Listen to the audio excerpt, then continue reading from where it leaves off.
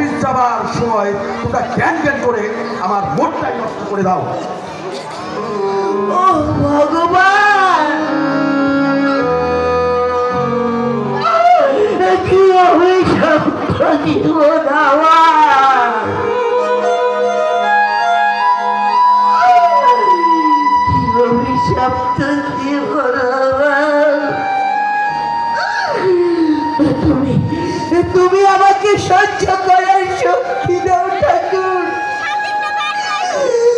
তোমার করুণার দ্বারে আমি হাত পেতে দাঁড়িয়েছি।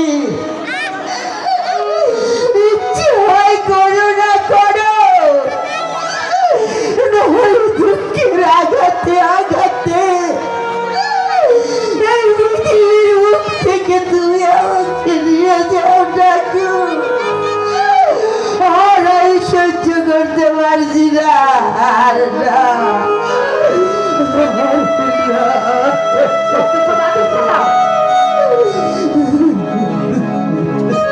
দেখলে, এতদিন পরে তুমি মুখের উপর আজ স্পষ্ট কথা বললে। কেমন দিলাম বলো তো? বাহ, আমাদের সুখের জন্য। আর সেই সঙ্গে তোমার মুখে মিষ্টি হাসি দেখবো বলে। যাও, তোমার এই দুষ্ট স্বভাব এখনো গেল না। যাও, যখন তখন স্ত্রীর পর স্বামীর কিন্তু দাবি চলে লোকেতে। শোনো না, সত্যি সত্যি বলছি, এখানে থাকতে না আমার একটু ভালো লাগছে না। আরে চলো না, আমরা সেই ঢাকাতে চলে যাই। চলো চলো, বলো না তুমি যাবে কি না? আরে যাবো তো, তোমার জন্যেই আমি এই সংসার। কেন আমি কিন্তু যেতে পারি একটি শর্তে। বলো না কি শর্ত? হ্যাঁ, শর্ত একটু হাসো। এই না হাসলে কিন্তু আমি এদেরকে নিয়ে এখানেই থাকবো। যাও, তুমি না এটা কি জানি।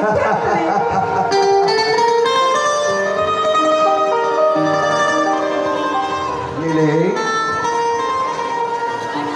তুমি আমার মনটাকে উদাস করে দাও। আমি যেন কখনোই তোমার ওই সুন্দর মুখখানা ভুলতে পারি না। মনে হয় তোমার যে সুন্দর বুঝে এই পৃথিবীতে আর কিছু নেই।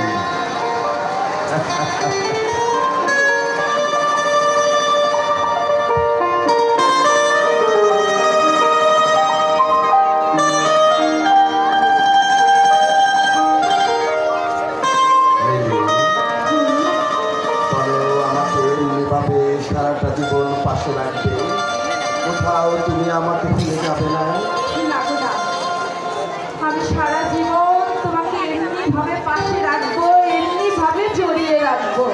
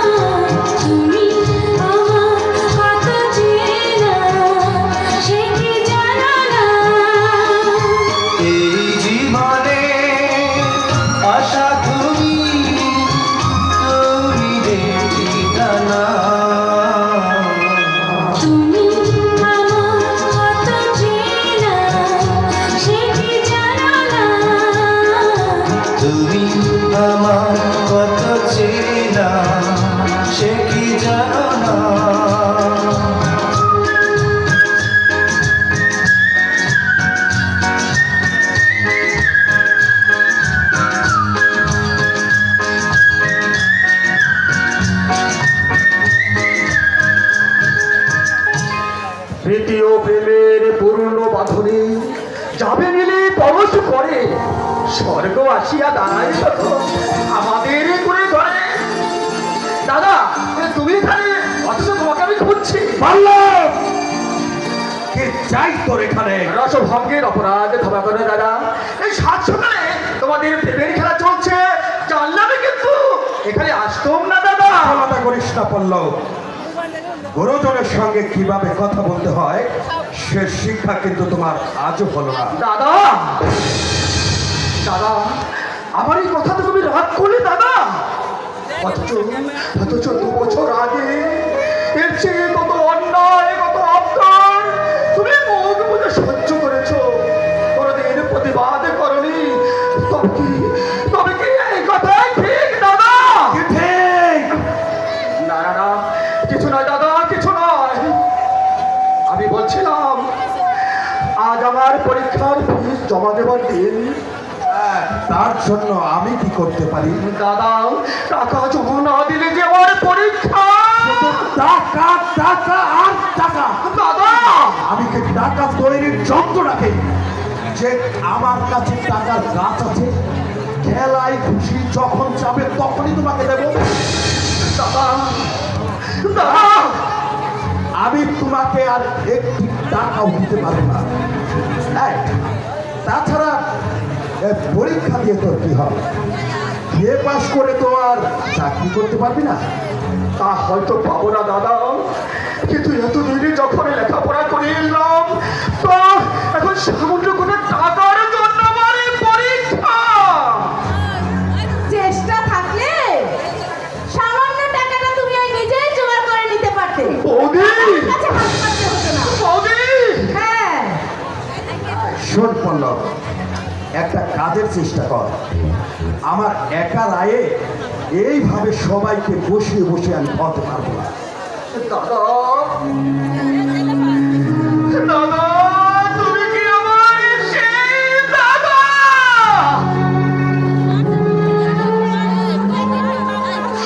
আমার চোখে জল দেখলে যার চোখে নেমে আসতো শ্রাবণের ধারা, তুমি কি আমার সেই দাদা? পল্লব, আমি কাঁদলে যার চোখে নেমে আসতো শ্রাবণের ধারা, তুমি কি সেই কথাই ঠিক দাদা? পল্লব, আমার মুখে দাদা ডাক না শুনলে যার মুখে খাবার আসতো না দাদা। পল্লব, তোমার মনে আছে দাদা, একবার পড়তে বসে মারে পড়া হয়নি বলে তুমি চুলের মধ্যে ধরে আমাকে মেরেছিলে। আমি কাঁদতে কাঁদতে ঘুমিয়ে পড়েছিলাম। মাঝরাতে তুমি আমাকে ডেকে বলেছিলে পল্লব খুব লেগেছে রে ভাই, তুই খেয়ে নে ভাই, তুই খেয়ে নে।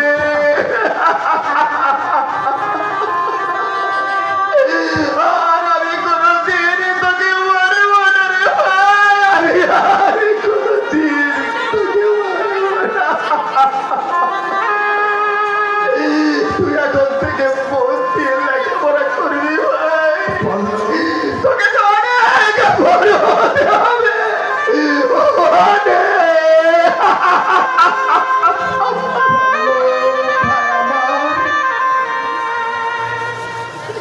আমি খাইনি বলে তুমি নিজের হাতে আমার মুখে জোরে করে খাবার তুলে দিয়েছিলে। আজ বুঝি তুমি সে কথা ভুলে গেছো দাদা, তুমি সে কথা ভুলে গেছো। পল্লব, কোথায় হারিয়ে গেল মানে কি ছোটবেলার দাদা? কোথায় ডুবে গেল সেই স্নেহ ভালোবাসা? কোথায় বেঁচে গেল আমাকে বড় করে তোলার স্বপ্ন? তুই এখান থেকে যাবি? সকাল বেলার বেশি বকিস না, যা। হঠাৎ হঠাৎ তোমার এই পরিবর্তন কি করে হলো দাদা? পরিবর্তনশীল জগতে পরিবর্তনটা হয় কিন্তু স্বাভাবিক। দাদা, আমি আমি তোমার কথা অবদ্ধ কোনোদিন হইনি।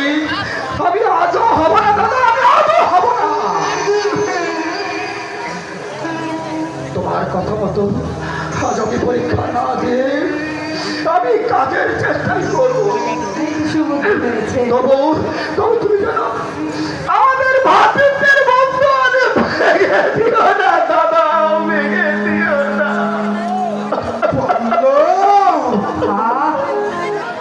আরে যাও তো, যাও। তোমাদের মা ছেলেকে আর আমাদেরকে জ্ঞান দিতে হবে না। বুঝেছো? যাও এখান থেকে। যে মা নিজের মেয়ের চেয়ে তোমাকে বেশি স্নেহ করে, তার বুকে তুমি আঘাত দিও না বৌদি, তুমি আঘাত দিও না। তার চোখে জল ছড়িও না বৌদি।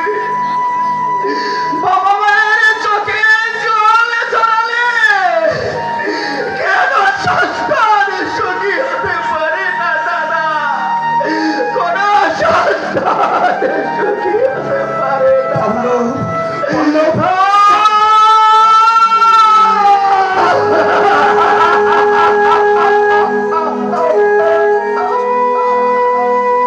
বাচ্চা গেল আবিখ্যাতা। আর কি করছিলে তুমি? দেখলে তো কি সুন্দর অ্যাক্টিং করে গেল। তুমি তুমি কি যেন বলছিলে? আহা, বলছো তোমার মাথা। জানো এই বললো যাকে কিনা আমি ছোট ভাইয়ের মতো দেখি, হ্যাঁ, তার কত গুণ তুমি জানো? করেছে পল্লব, আগে তো বলবে এতদিন তোমাকে আমি কোনো কথাই বলিনি। কি করেছে তাই বলো। পল্লব কি করেছে? মানে মানে কিভাবে যে আমি বলবো কথাটা তোমাকে? বলো। আমি আমি এই বাথরুমে স্নান করতে গেলে হ্যাঁ, কাপড় ছাড়তেই তোমার ভাই আড়াল থেকে আমার দিকে তাকিয়ে ওই মুচকি মুচকি হাসে। কি? কি? এই আমার ভাই। আরে এজন্যই তো বলছি, চলো না আমরা এই যখন না এখান থেকে ঢাকা চলে যাই, চলো শহরে চলে যাই, প্লিজ চলো না। তুমি ঠিকই বলেছ রিলি। আমি আজই কলকাতা যাচ্ছি, সেখানে একটা ভালো বাড়ি দেখে তোমাকে আমি নিয়ে যাব। আর পল্লব! শোনো শোনো পল্লবকে আমি শোনো, দেখি। শোনো আমার কথা। বলো বলো। লক্ষ্মী তুমি জানো এ নিয়ে আমার এই পল্লবকে কিছু বলো না। তবে তবে কিন্তু আমার ভীষণ লজ্জা করবে। বলো বলো, বলবে না? বলো তুমি না। আচ্ছা ঠিক আছে, ঠিক আছে, আচ্ছা ঠিক আছে, বলবো বলবো। কিন্তু নীলি, এই কথাটা শুনে এর আগে যে আমার মাথায় রক্ত উঠে যাচ্ছে। আহা, এই যে রাতটা একটু কমাও, দুষ্ট কোথাকার। তোমার কাছে আমি দুষ্টু দুষ্টু ভ্রমণ হয়ে থাকতে চাই।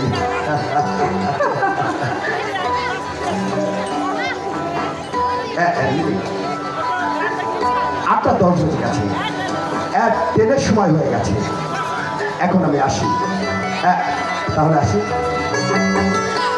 এই, তবে কিন্তু আবার বেরিয়ে যেও না, বাইরে কিন্তু অনেক সমস্যা।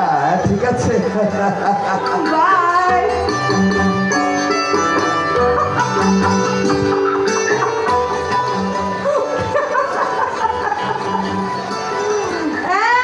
এই, তুমি ওই ফ্ল্যাট দেখতে ভুলো না যেন। কি আশ্চর্য, এই পুরুষেরা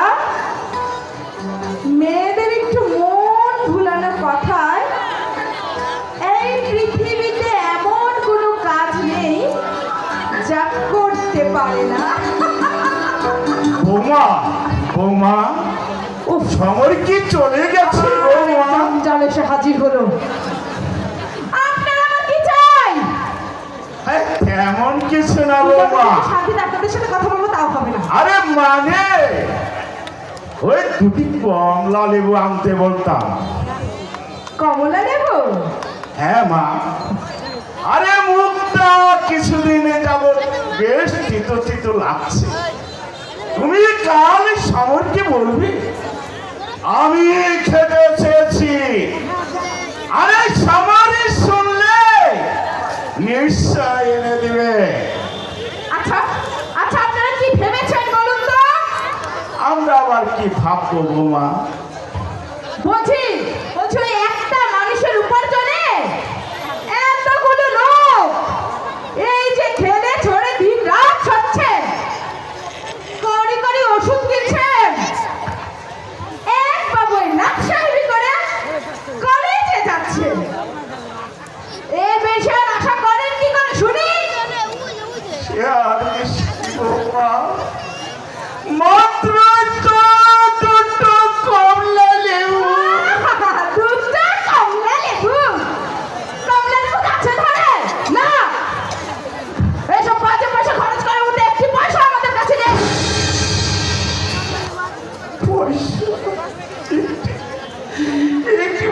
সারি কথা কি বললি তুমি? পাঁচে পয়সা তার মানে আপনি তো আর এই কচি খোকাটি নন। যা বলছি তার মানে আপনি বুঝতে পারছেন না?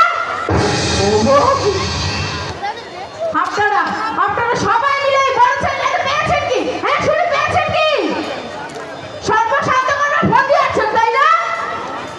আমি আর বুঝি না, তাই তো? কি বললি বৌমা? আদিক্ষতা আমি না সবাইকে সর্বশান্ত করতে চেয়েছি। তারা তো কি?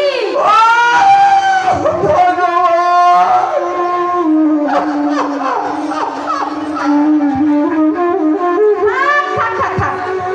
আর ওই এই সকালবেলা নাকি কান্না কাঁদতে হবে না। এই আদিক্ষেতা করে সকাল সকাল আমাদের সংসারের অমঙ্গল করবেন না, বুঝতে পেরেছেন? শুনুন, আজ থেকে না ওই নিজেও কিছু উপার্জন করার চেষ্টা করুন। তা না হলে অসুখ তো দূরের কথা, পেটে ভাতও জুটবে না। বুঝে নিয়ে কথাটা কিছু কিছু করার চেষ্টা করুন। বাঁচি না আদিক্ষেতা। উফ!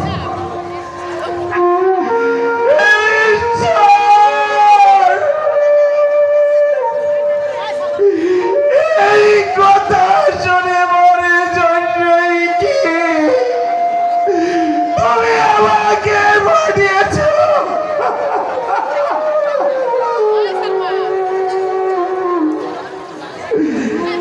আমরা সবরীকে সর্বশান্ত করতে চেয়েছি। আর এই উপযুক্ত ছেলে থাকতে আমাকে এখন বৃদ্ধ বয়সে উপায়ের চেষ্টা করতে হবে। কমলা, কমলা,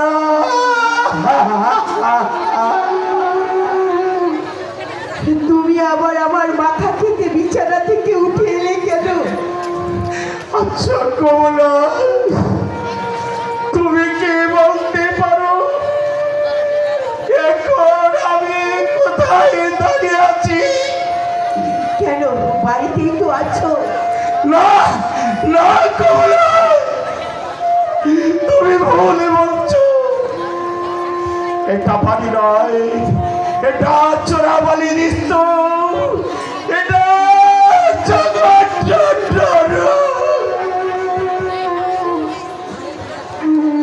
সেই নরকে থেকে যাকে যাকে অসংখ্য বিষাকিত গান লাগিয়ে ছুটে আসছে ওদের বিষ। তুমি আমি ওই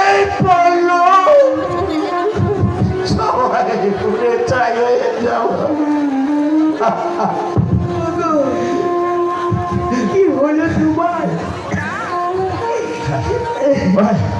ওই দেখো বাবলা, ওই আকাশের কোলে আবার একটু একটু করে কালো মেঘ জমেছে। এবার এ বছরটা ঝড় উঠবে।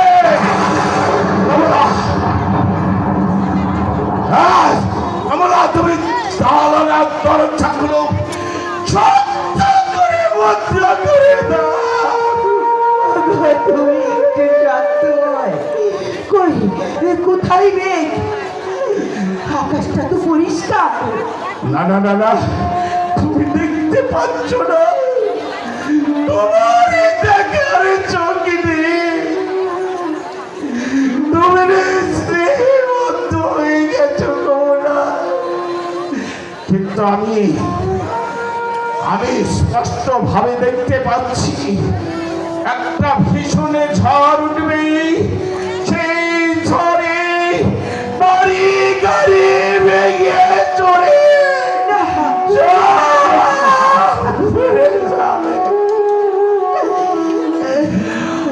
আর গৃহ হারা হয়ে এই স্ত্রীর হাত ধরে পথে পথে ঘুরে বেড়াবে এই বিলাসী বেড়াচ্ছি। ওগো, তুমি একটু চুপ করো। চলো, শোবে চলো। তুমি একটু ঘুমাও। আর আসবে না কমলা, এই জীবনে গোবর আসবে না। এই উত্তালে তরঙ্গের মাঝে আমি ওই নৌকার মাঝির মতো শক্ত করে হাল ধরে সংসারের তরণিকে নিয়ে এত দূরে করছিলাম। আরে ভগবান, আমি হাল ধরে রাখতে পারবো না কোলা। এবার আমার সাদের তরুণী ওই অতল সাগরে তলিয়ে যাবে। কোলা, আমি যে আর সইতে পারবো না।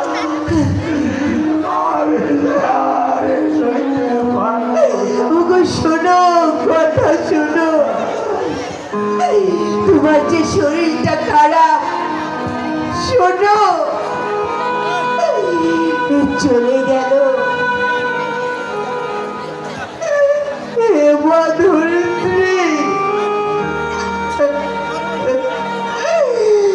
তুমি দ্বিধা হও মা, তুমি দ্বিধা হও। ওগো, তুমি শুনে যাও। এই, কি শুনবে? কি শুনবে বলি? বলি ওই ফুলদানিটা থাকলো কি করে? ঘর পরিষ্কার করতে গিয়ে হঠাৎ হাত থেকে পুড়ে ভেঙে গেছে। না, এটা হঠাৎ ভাঙিনি, তুমি ইচ্ছে করে ভেঙেছো। তুমি বিশ্বাস করো বৌমা, তুমি বিশ্বাস করে বৌমা? কি আমার আদরের বুলি রে! ঝড়টা মেরে একবার বিষ আমি উঠে ফেলবো। বিয়েতে আমি উপহার পেয়ে ঘরটাকে সাজিয়ে রেখেছিলাম। কত দামি ফুলদানিটা, তাও সহ্য হলো না, তাই না? বেশ তো, ঘর পরিষ্কার রাখার জন্য একটা আরেকটা ঝি রেখে দাও। ঝি ঝি রাখবো তো আপনাদের খাওয়াচ্ছি কেন শুনি?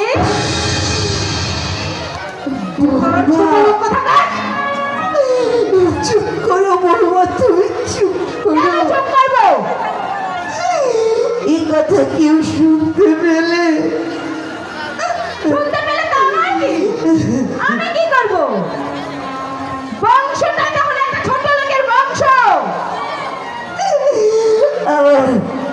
ভুল হয়েছে মা, আমারই ভুল হয়েছে।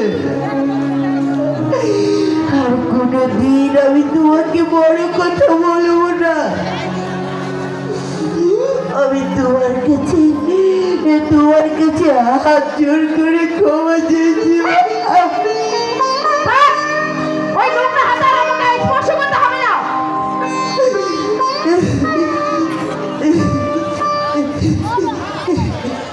আমি ঘরে একটা 12 মাসের রুগী লাড়া ঘাটা করছি, না জানি হাতে কোন রোগ বালাই জীবাণু হয়েছে, ওই হাতে আমাকে স্পর্শ করলো। বাবা, এসব কথা মুখে আনতে তোমার বিবেক একটু বাঁধলো না মা। তবে আমিও বলে যাচ্ছি, একদিন তুমিও আমার মতো শাশুড়ি হবে। এখন তুমি যেমন তোমার এই শাশুড়িকে লাঞ্ছনা গঞ্জনা দিচ্ছ, যখন হবো তখন সেদিন তোমার ছেলের বউ তোমাকে এমন হেনস্থা করবে, তখন তুমি বুঝতে পারবে এই মুখে কত আঘাত লাগে। তুমি শয়তানি! কি বললি? কি বললি তুই? বদমাশ! দাঁড়া! আজকে তোর একদিন